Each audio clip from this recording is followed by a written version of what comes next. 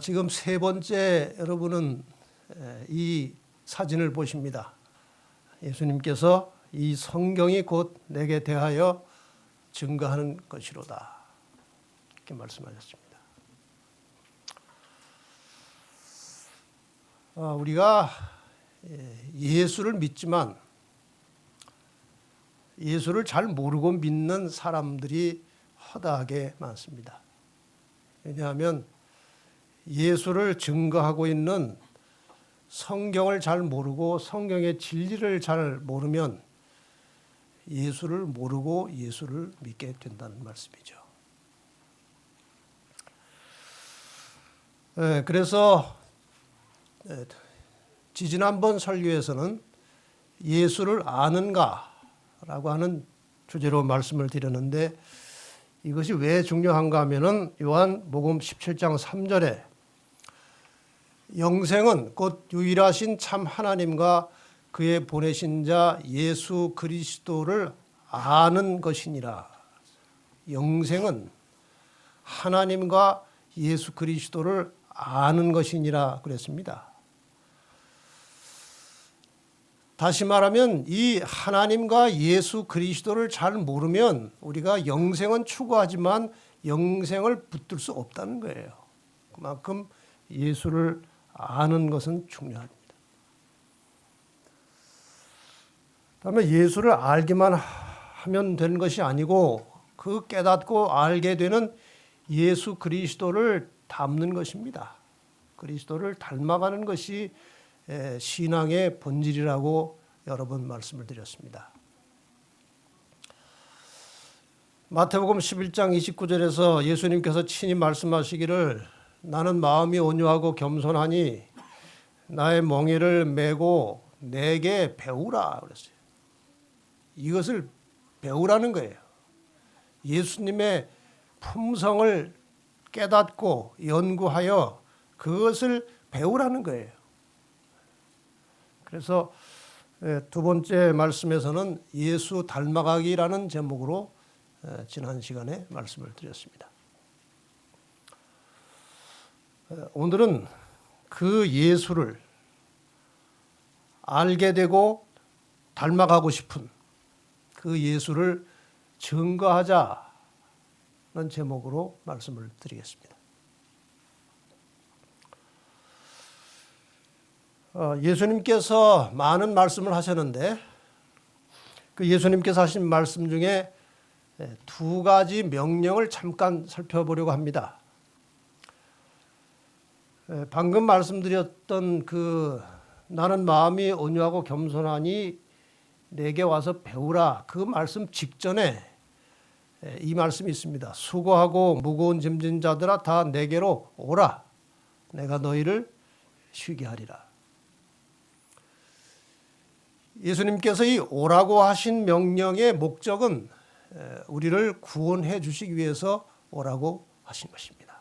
나에게 오라. 내가 너희를 구원하겠다 하고 부르셨어요.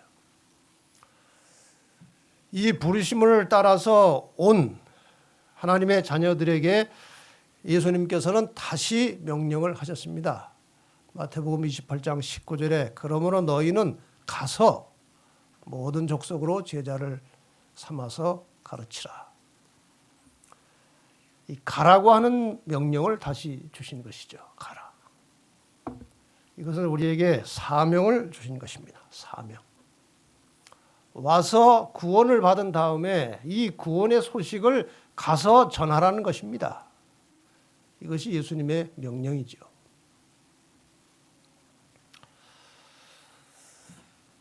예수님께서 이제 십자가에 돌아가시고 부활하신 후에 한 40일 동안 여기저기 다니시면서 제자들을 몇 차례 만나셨습니다. 거의 마지막 부분에 예수님께서 갈릴리 쪽에서 제자들을 만나셨습니다. 그리고 제자들과 마지막 식사를 하시면서 그것은 부활 후에 제자들과 함께 나눈 식사입니다. 그 제자들에게 누가복음 24장 44절부터 이런 말씀을 주셨습니다.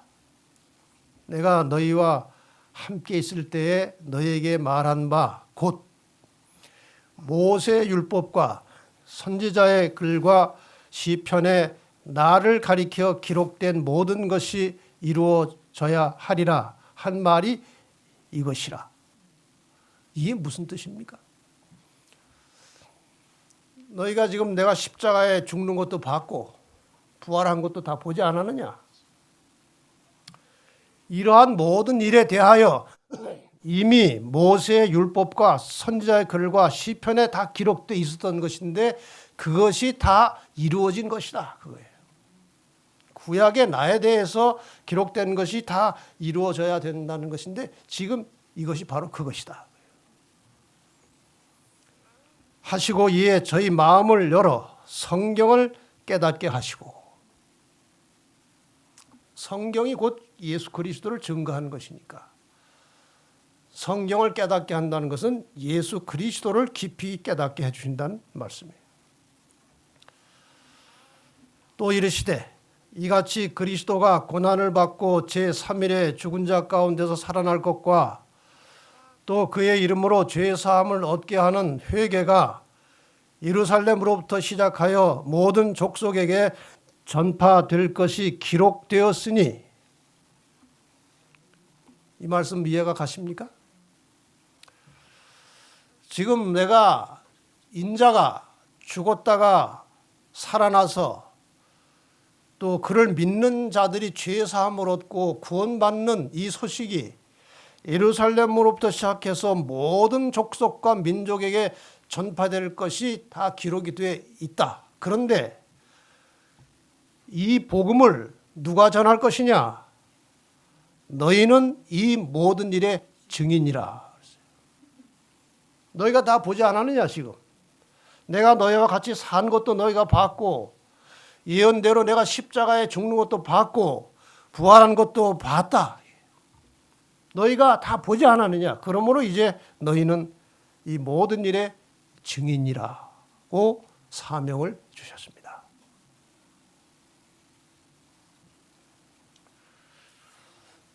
성경 내용 보면 예수님을 만난 이후에 예수님을 증거하는 이야기들이 여러 차례 나옵니다. 예수님을 만나자마자 예수 그리스도를 증거한 여러 사람 중에 대표적인 사람 한 사람이 사마리아 우물가의 여인입니다. 이 사람은 과거가 아주 부끄러웠기 때문에 그렇게 떳떳하지 못하고 그저 사람들 눈을 피해서 그렇게 외롭게 살던 사람이었습니다. 여러분이 잘 아시다시피. 그래서 사람들이 많이 우물가로 나오는 아침이나 저녁 시간에 나오지 않고 사람들이 거의 나오지 않는 낮 시간에 사람을 피해서 나왔다가 사람을 만난 것입니다. 그 만난 분이 예수 그리스도이십니다. 예수님은 그 시간에 사마리아 여인이 그 우물가에 나올 곳을 미리 아시고 다른 데로 바로 가셔도 되지만 그 여인을 만나러 그리로 가신 것입니다. 그리고 만나셨어요. 이 여인이 예수 그리스도를 만나서 처음에는 대화가 아주 어색했습니다. 왜 유대인 남자가 여자한테 말을 걸까? 또 얘기 길게 하다 보면 또 내 속이 드러나지 않을까? 이렇게 아주 초조했는데 결국은 예수 앞에서 자기의 모든 것을 다 드러낼 수밖에 없게 되었습니다. 그분이 메시아라는 사실을 깨달았습니다. 자기의 지난날의 모든 것을 다 잊어버렸습니다. 메시아를 만난 거예요. 그리고 동네로 뛰어들어갔습니다. 여자가 물동이를 버려두고 동네에 들어가서 사람들에게 이르되 나의 행한 모든 일을 내게 말한 사람을 와보라. 이는 그리스도가 아니냐. 그 이면에는 이런 의미가 들어 있습니다. 여러분들 아시다시피 내가 바깥에 나와서 잘 돌아다니지 않는 사람이었습니다. 나는 사람 만나기를 싫어하는 사람이었습니다.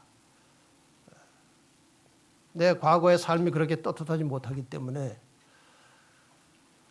그런데 제가 오늘 우물가에 갔다가 메시아를 만났습니다. 예수를 경험했어요. 참을 수가 없었어요. 내 이 변한 모습을 보라는 거예요. 나를 보라는 거예요. 내가 이렇게 바뀌었는데 나를 이렇게 바꾸어 놓은 그 메시아 예수를 너희들도 와서 보라는 거예요. 예수를 증거한 것입니다. 사람들이 다 나왔습니다. 왜? 이 여자가 바뀌었거든요. 옛날에 그 여자가 아니에요. 보니까 저 아주 늘 어둡게 침침하게 살던 저 여자를 저렇게 긍정적이고 밝게 바꿔놓은 사람이 도대체 누구냐 이거예요. 그래서 동네 사람이 와서 그 시에 사마리아에 복음이 들어가서 많은 사람이 구원받는 역사가 일어났습니다. 여러분이 잘 아시는 삭개오도 또 상황은 비슷합니다.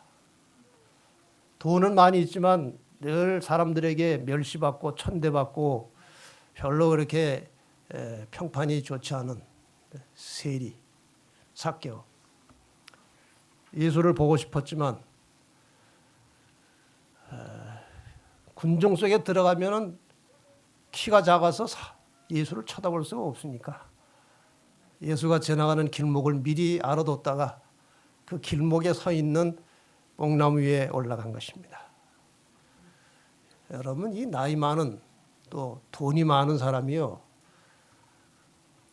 뽕나무에 올라가는 모습을 상상해 보세요.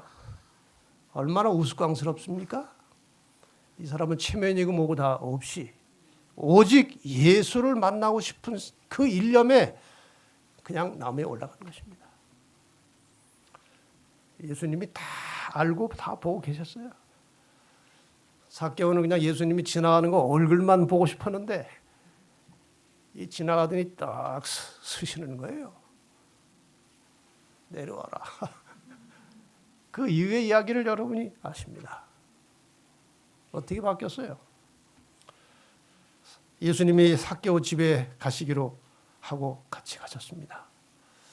이게 이제 집에 들어가서 있었던 장면인데 앉지도 않고 서서 주님께 아뢰는 것입니다. 주여 보시옵소서. 내 소유의 절반을 가난한 자들에게 주겠사오며 만일 네 것을 토색한 일이 있으면 4배나 갚겠나이다.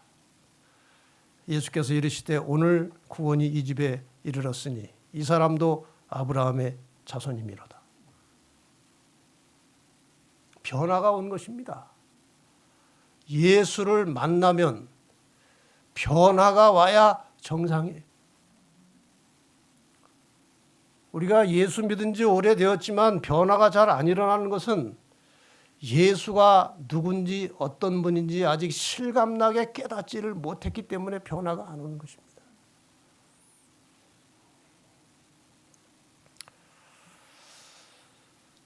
지난번에 엠마오 두 제자에 대한 말씀을 드렸습니다. 이 사람들도 예수님께서 돌아가신 이후에 낙심천만해서 이제 자기 그 고향 촌으로 돌아가는 도중에 길에서 낯선 사람을 하나 만나게 되는데 나중에 알고 보니까 그분이 누구예요? 자기들이 무덤 속에 있다고 생각했던 예수께서 살아나신 거예요. 그래서 예수를 깨닫고 이제 반갑게 막 인사를 한바탕 하려고 하는 순간에 예수님은 사라지셨어요.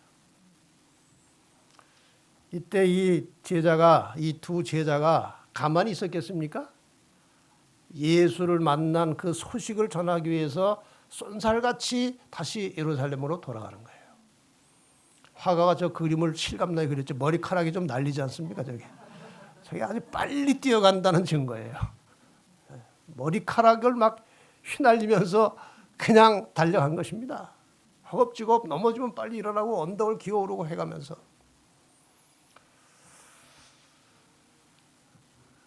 누가복음 24장 33절부터 이 말씀이 나옵니다. 곧 그 시로 일어나 방에 들어가서 빵을 떼려고 하는 순간에 예수를 만났지 않습니까? 예수님 없어지셨어요. 그 시로 일어났어. 예루살렘에 돌아가 보니 열한 사도와 및 그와 함께한 자들이 모여 있어 말하기를 주께서 과연 살아나시고 시몬에게 나타나셨다 하는지라. 가보니까 그들도 살아난 예수를 만나고 그 얘기하는 중이었어요. 두 사람도 길에서 된 일과 예수께서 떡을 떼심으로 자기들에게 알려주신 것을 말하더라. 증거한 것입니다.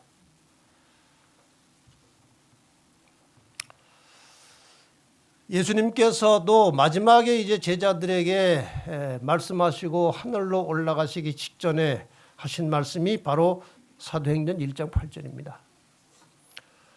오직 성령이 너희에게 임하시면 너희가 권능을 받고 예루살렘과 온 유대와 사마리아와 땅끝까지 이르러 내 무엇이 되리라?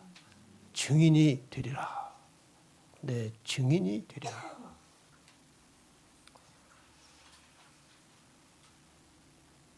여기 증인이라고 하는 말이 있고요. 증거라는 말이 있고 증언이라는 말이 있어요. 이것이 거의 법정 용어입니다. 법정에서 사용하는 용어들이에요. 증인, 증거, 증언. 사전에서 찾아보면은 이 법적인 의미에서 증인은 이렇게 설명되어 있습니다. 소송법상 법원으로부터 과거에 경험한 사실에 대해 진술하도록 명령을 받은 소송 당사자 아닌 제3자 이렇게 되어 있어요. 고소한 사람도 아니고 고소당한 사람도 아닌 제3자가 이제 증인을 서는 것입니다. 증거는 무엇이냐? 법원이 법률을 적용할 사실의 유무를 확정하는 재료. 증인이 되려면 뭐를 가지고 있어야 돼요? 증거를 가지고 있어야 증인을 할 수 있는 것입니다. 증언이라고 하는 것은 증인으로서 증거물을 가지고 사실을 있는 그대로 진술하는 것을 증언이라고 합니다. 다 아시는 내용이지만 한번 살펴봤습니다. 증인은 무엇이고 증거는 무엇이고 증언은 무엇이냐? 이것이 모두 다 예수 그리스도를 믿고 따르는 사람들에게 필요한 단어들이기 때문에 소개를 드린 것입니다. 우리는 예수 그리스도의 증인들이에요. 그분을 증거할 재료가 있어야 되는 것입니다. 그리고 나가서 그분에 대하여 증언을 해야 되는 거예요. 이것이 그리스도입니다. 나는 예수를 믿는 그리스도인으로서 예수를 알아가고 있는가? 깊이. 나는 예수를 믿는 그리스도인으로서 예수를 닮아가고 있는가? 세 번째, 나는 예수를 믿는 그리스도인으로서 예수를 증거하고 있는가?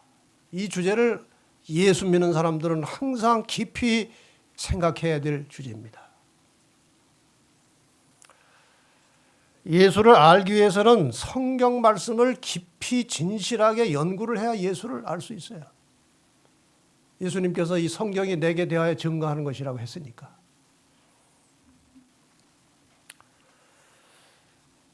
그리고 그 예수를 배운 다음에 그 예수의 말씀에 순종하게 되면 예수를 닮게 되고 품성이 변화된다는 것이죠. 그 다음에 그러한 삶을 통해서 만나게 되는 사람들에게 그리스도를 증거하는 것이 전도라고 하는 것입니다.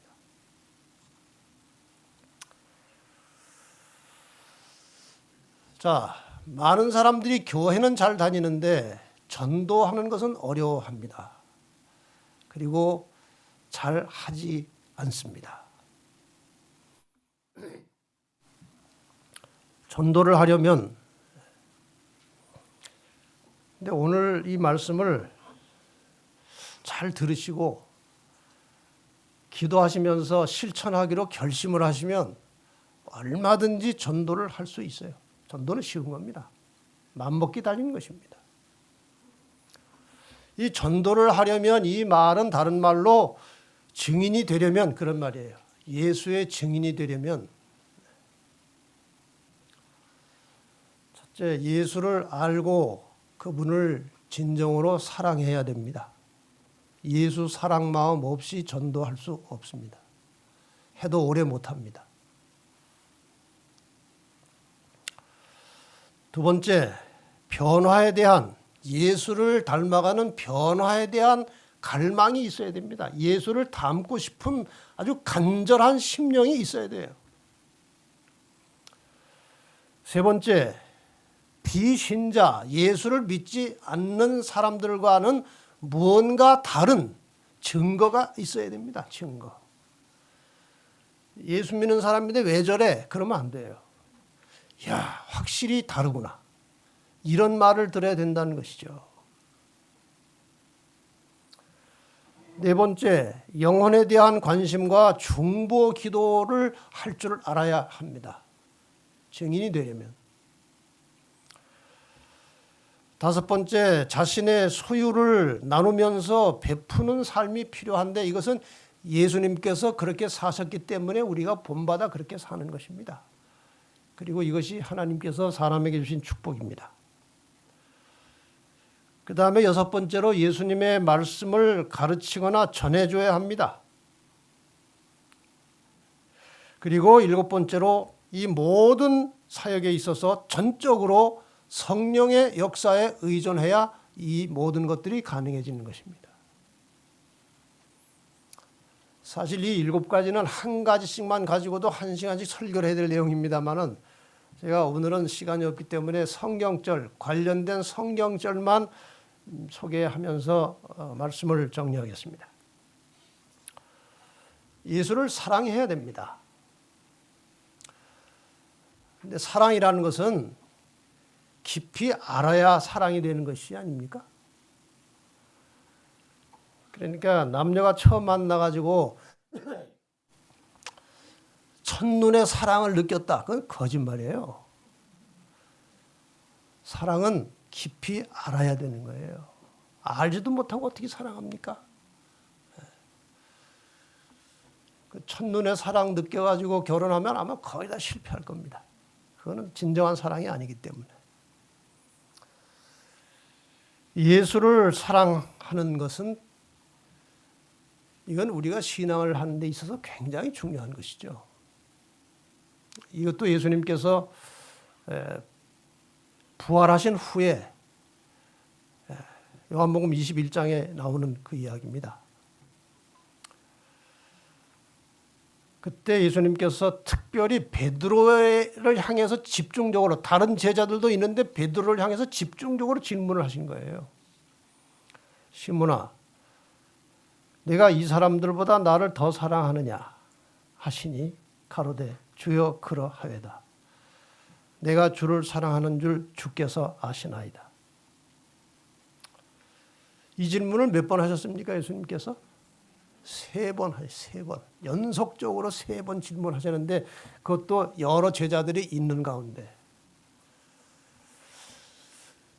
그 예수님께서요, 참 자상하시고 참 배려를 많이 하시는 분이에요. 베드로는 지금 예수님께서 신문 받으시는 그 과정 속에서 그 3번이나 예수님을 부인하고 저주하고 맹세하고 하면서 그동안 큰 소리 치던 게 다 그냥 창피하고 아주 면목이 없고 그냥 말할 수 없이 고통스러운 시간이었어요. 그 소문이 다 났죠, 제자들한테. 맨날 큰 소리 치고 내가 주를 뭐 사랑한다고 큰 소리 치더니 저게 뭐야 저거. 근데 그 동료 제자들이 있는 가운데 예수님께서 베드로에게 그렇게 질문하신 것은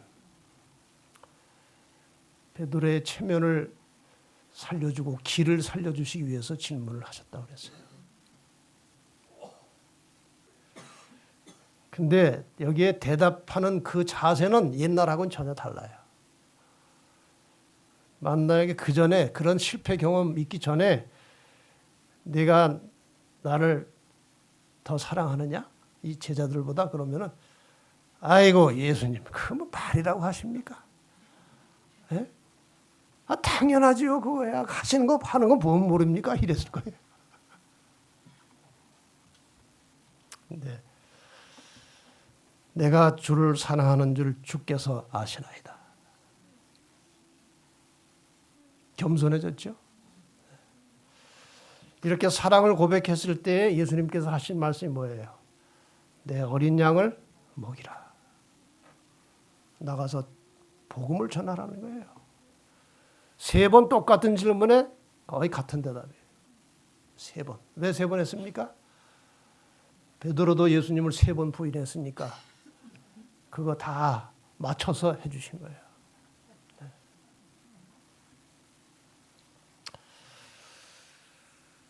그 다음에 예수님을 사랑하면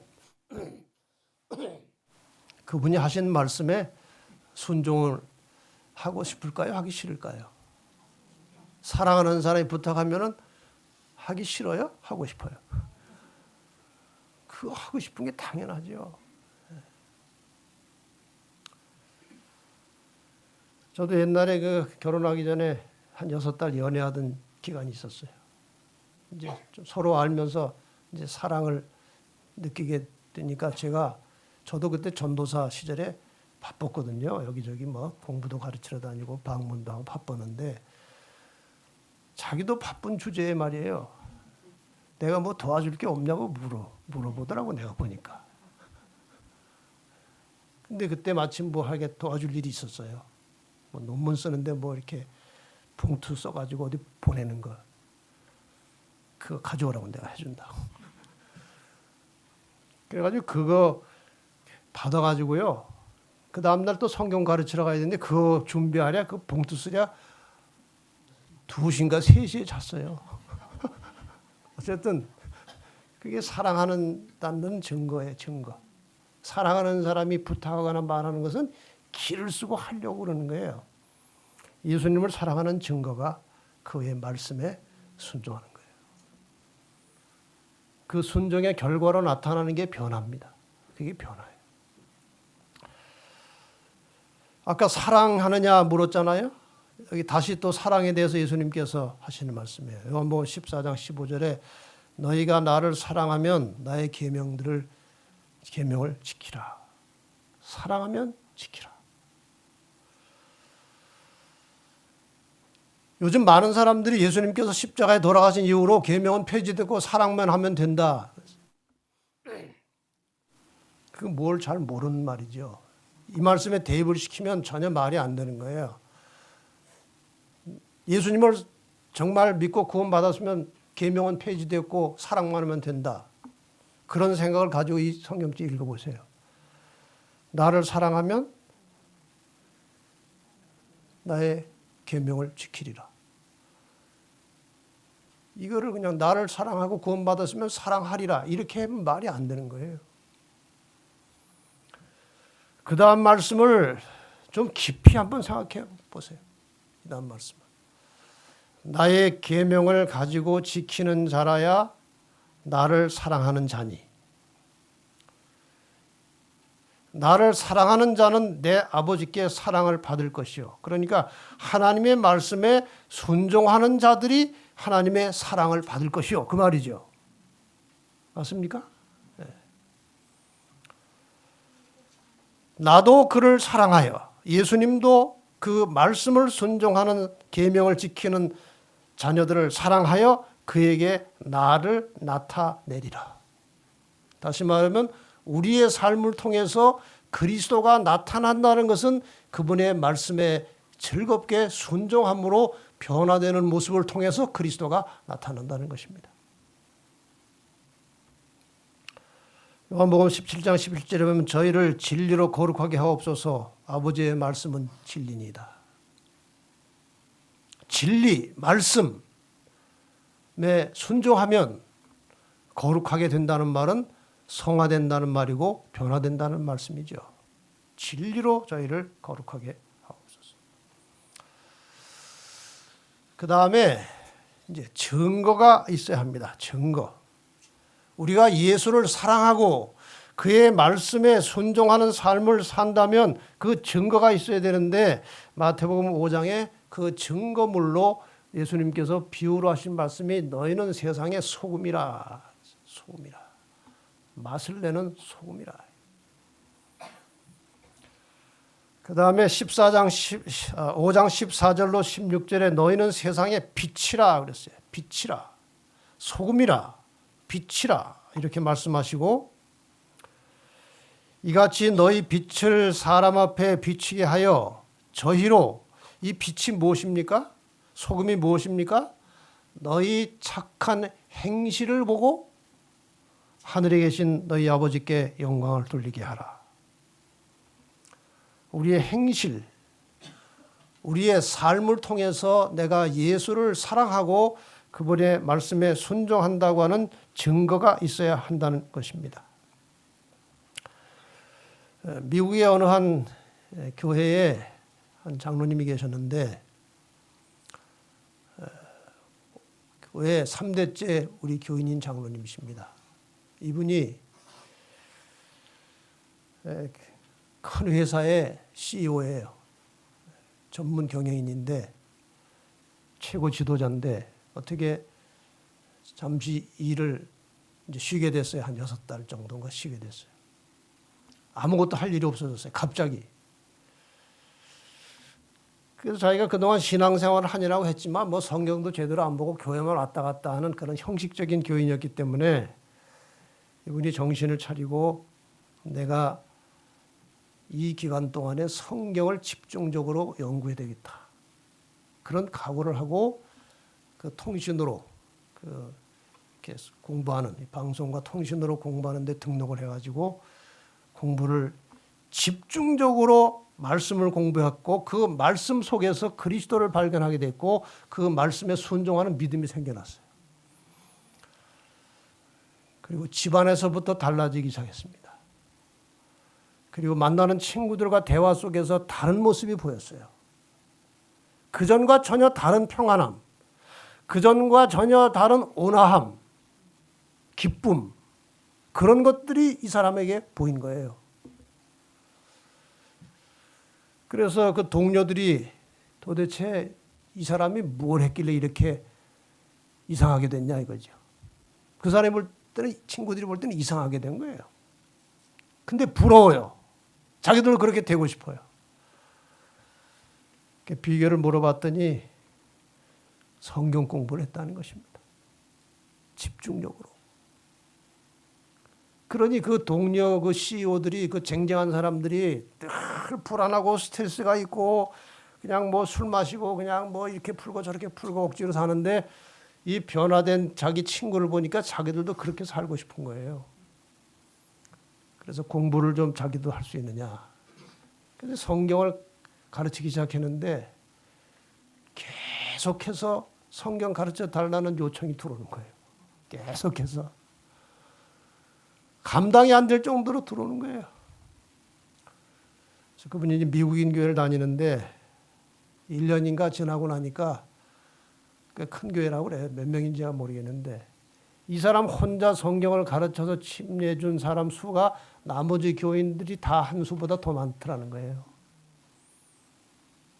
이 사람은 자기가 공부 가르치려고 하지 않았어요. 예수 믿으라고 하지 않았어요. 그냥 친구들이 뭘 본 거예요? 증거를 본 거예요. 증거. 달라진 증거가 나오니까 그걸 보고 예수를 믿겠다고 성경을 공부하는 것입니다. 그 다음에 이제 우리가 우리의 삶 속에서 그렇게 주님을 닮아가다 보면 다른 사람에 대해서 관심을 가져야 된다는 것이죠. 빌립보 2장 4절에 보면은 각각 자기 일을 돌아볼 뿐더러 또 한 각각 다른 사람들의 일을 돌아보아 나의 기쁨을 충만케 하라.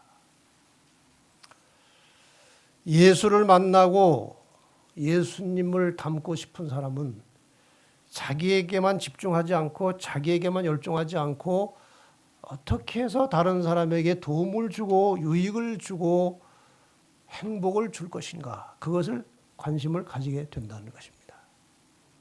다른 사람들의 일을 돌아보라는 것입니다. 히브리 10장 24절에도 보면은 서로 돌아보아 사랑과 선행을 격려하며 모이기를 표하는 어떤 사람들의 습관과 같이 하지 말고 오직 권하여 그날이 가까움을 볼수록 더욱 그리하자. 예수님의 재림이 가까울수록 다 열심히 모여서 함께 말씀 연구하고 서로 돌아보고 서로 협력하고 하나가 되는 경험을 하자는 것입니다. 다른 사람에 대한 관심과 그들을 위한 기도가 필요한 거예요. 요한복음 15장에 내 안에 거하라 나도 너희 안에 거하겠다. 나는 포도나무고 너희는 가지다. 너희가 내 안에 있고 내가 너희 안에 있으면 과실을 맞이 맺을 것이고 나를 떠나서는 너희가 아무것도 할 수 없다고 그랬어요. 이 말씀을 잘 유심히 보시기를 바랍니다. 그리스도께서 내 안에 계신다는 게 무엇이냐? 예수님께서 답을 말씀하셨습니다. 7절에 너희가 내 안에 거하고 내 말이 너희 안에 거하면 무엇이든지 원하는 대로 구하라 그랬어요. 예수님의 말씀이 우리 안에 거하는 것이 예수님이 우리 속에 거하시는 거라고 그랬습니다. 포도나무와 가지에 비해서 분명히 말씀하셨어요. 내 말이 너희 안에 거하는 것이 내가 너희 안에 거하는 것이라고 그랬어요. 우리가 하나님의 말씀을 읽고 묵상하고 그 말씀을 마음속 깊이 새기고 간직하는 것이 그리스도께서 우리 안에 거하시는 것입니다. 그럼 내가 그리스도 안에 거한다는 게 뭐냐 이거예요. 내가 그리스도 안에 거한다는 것은 무엇이냐? 예수님께서 다 답을 주셨습니다.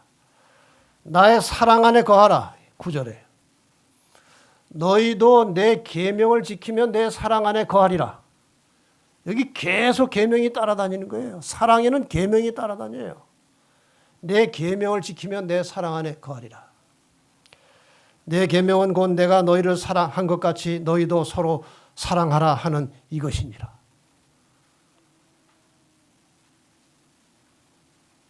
우리가 그리스도 안에 거한다는 것은 그의 사랑 안에 거하는 것이고 그의 사랑 안에 거하는 것은 그의 계명을 지키는 것입니다.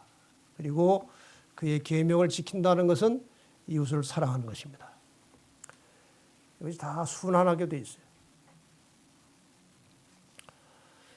여러분 이 비유가 제가 이런저런 책을 보다 상당히 중요한 비유라는 사실을 좀 늦게 깨달았습니다.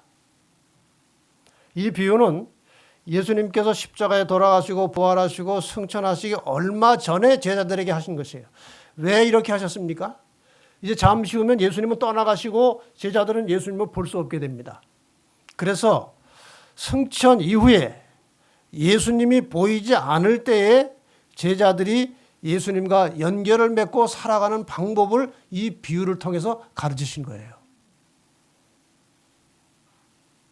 다시 말하면 예수님이 떠나가신 후에 예수님 보이지 않을 때 제자들이 예수님과 연결되어 있다는 증거는 다른 사람을 사랑하는 것이라고 가르치신 거예요.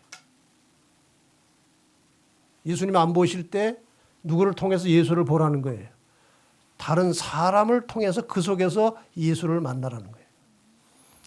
그래서 제자들이 예수님을 사랑하듯이 함께 살아가는 이웃 사람을 사랑하는 것이 예수님과 연결된 증거라고 말씀하신 것입니다. 이런 포도나무는 없지만 설명을 쉽게 하려고 이렇게 그려놨습니다. 포도나무가 있고 가지가 있어요. 저기 나무에 연결된 지점이 있습니다. 그렇죠? 이 가지가 나무에 붙어 있는지 안 붙어 있는지, 붙어 있을 때 어떤 결과가 있는지, 사람을 사랑하는 것이 가지가 포도나무에 붙어 있다는 증거라고 말씀하신 거예요. 지금 내가 예수님과 연결되는지 붙어 있는지 한번 각자 깊이 생각해 보십시다. 내가 사람을 사랑하면서 예수님과 연결되어 있는지. 사람을 유심히 보면서 그 안에서 예수 그리스도를 발견할 수 있다면 가지가 포도나무에 붙어 있는 것이고 열매를 맺기 시작할 것입니다. 누구든지 형제가 사망에 이르지 아니한 죄에 범하는 것을 보거든 구하라. 그러면 사망에 이르지 아니한 범죄자들을 위하여 저에게 생명을 주시리라. 여기 사망에 이르지 아니하는 죄라는 것은 먼저 사망에 이르는 죄가 뭔지 알아야 해결이 되지 않겠습니까? 사망에 이르는 죄는 같은 잘못을 계속 반복해서 양심이 화인 맞아서 성령이 아무리 간곡하게 호소를 해도 양심에 거리낌이 없이 화인 맞은 양심의 상태가 되는 것을 용서받지 못할 사망에 이르는 죄라고 성경은 가르칩니다. 이건 하나님이 용서를 안 해주셔서 못 받는 게 아니고 용서를 구하고 싶은 마음이 일어나지 않아요. 그래서 용서 못 받는 거예요.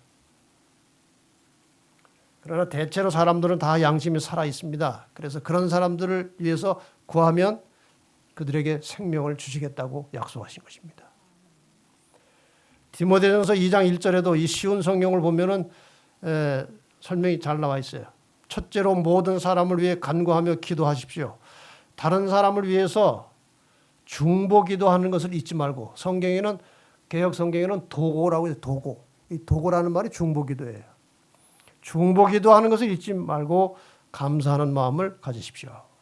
여러분, 다른 사람에게, 다른 영혼을 위해서 관심을 가지고 기도하는 성도의 삶을 사시기를 바랍니다. 그 다음에 다섯 번째, 나누고 베풀고 하는 이 문제는 제가 최근에 많이 다뤘기 때문에 성경절만 읽고 넘어가겠습니다. 이것이 살아있는 증거예요. 또 다른 증거예요. 구약 성경에도 흩어 구제하라는 말씀이 많이 나옵니다. 잠언서 11장에 흩어 구제하여도 더욱 부하게 되는 일이 있나니 과도에 아껴도 가난하게 될 뿐이니라. 구제를 좋아하는 자는 풍족하여질 것이요 남을 윤택하게 하는 자는 윤택하여지리라. 신명기 15장에도 너는 반드시 그에게, 내 형제들에게, 내 동족들에게, 내 이웃들에게 구제할 것이요 구제할 때는 아끼는 마음을 품지 말 것이니라. 이로 인하여 내 하나님 여호와께서 내 범사와 내 손으로 하는 바에 내게 복을 주시리라. 우리가 손을 펼쳐서 나누는 일은 그 사람들을 위한 것이 아니고 하나님께서 우리를 통해서 복을 주시기 위해서 준비하라는 신호입니다. 그래서 이 나누고 베푸는 삶을 열심히 살면 전도의 문이 저절로 열리게 돼 있어요. 자동으로 열립니다. 그 다음에 이제 말씀을 전파하는 것입니다. 기회가 오면 말씀을 전하는 것입니다. 예수님께서 말씀하셨어요. 내가 너희에게 분부한 모든 것을 가르쳐 지키게 하라. 가르쳐 주라는 것입니다. 너는 말씀을 전파하라. 때를 얻든지 못 얻든지 항상 힘쓰라. 전파하고 말씀을 증거하라는 것입니다. 근데 쉽지가 않죠. 요즘처럼 전도하기 쉬운 때가 또 없습니다. 왜냐하면 내가 직접 가르치지는 못해도 나누어줄 것이 산더미처럼 주변에 돌아다니고 있어요. 그렇지 않습니까? 여기 보세요. 체인지를 비롯해서 이런 책자 저런 책자 또 이 라디오에 들어있는 그 기별들 CD에 DVD에 이 얼마나 많은 말씀들이 홍수처럼 밀려나고 있어요. 이것을 우리가 씨 뿌리기 전도라고 합니다. 씨를 이렇게 우리가 뿌려놓으면 나중에 수확은 하나님이 하십니다. 마지막으로 이 모든 사역은 성령의 역사로 이루어집니다. 예수님께서 여러 차례 말씀하셨어요. 요한복음 16장 13절에 진리의 성령이 오시면 그가 너희를 모든 진리 가운데로 인도하시리겠다. 그가 말씀해 주시겠다. 고린도전서 2장 13절에도 우리가 이것을 말하거니와 사람의 지혜로 가르친 말로 아니하고 오직 성령이 가르치신 것으로 하니 신령한 일은 신령한 것으로 분별하느니라. 하나님의 말씀은 신령한 성령의 역사가 있어야만 분별할 수 있어요. 여러분이 지금 제가 드리는 말씀이 충분히 이해가 되고 있다면 성령이 여러분 마음속에 임재하신 것입니다. 성령이 가르쳐 주시는 거예요. 오직 성령이 너에게 임하시면 너희가 권능을 받고 예루살렘과 온 유대와 사마리아 땅끝까지 이르러 내 증인이 되리라. 여러분 성령 충만하기를 원하십니까? 방법이 뭡니까? 누가복음 11장 13절 말씀을 같이 한번 읽어보겠습니다. 시작. 너희가 악할지라도 좋은 것을 자식에게 줄 줄 알거든 하물며 너희 천부께서 구하는 자에게 성령을 주시지 않겠느냐 하시니라. 구하는 자에게 주신다고 그랬습니다. 여러분 아침마다 일어나셔서 예수님처럼 간절한 심령으로 긴 시간 기도하시면서 성령을 구하시기를 바랍니다. 성령 충만한 주님의 종들이 되시기를 바랍니다. 우리의 모든 사역은 믿음으로 태어날 때부터 시작해서 거듭날 때부터 시작해서 그 모든 그리스도인으로서 성장하는 과정 속에서 그리고 마지막 순간까지 복음 전하는 일까지 포함해서 우리의 모든 영적인 삶은 성령의 역사를 통해서만 이루어질 수 있는 것입니다. 그러니까 매일같이 간절한 심령으로 성령을 구하시고 우리의 생활 속에서 성령이 충만한 참된 그리스도인의 삶을 사시면서 풍성한 열매가 있는 성도들이 되시기를 간절히 바랍니다.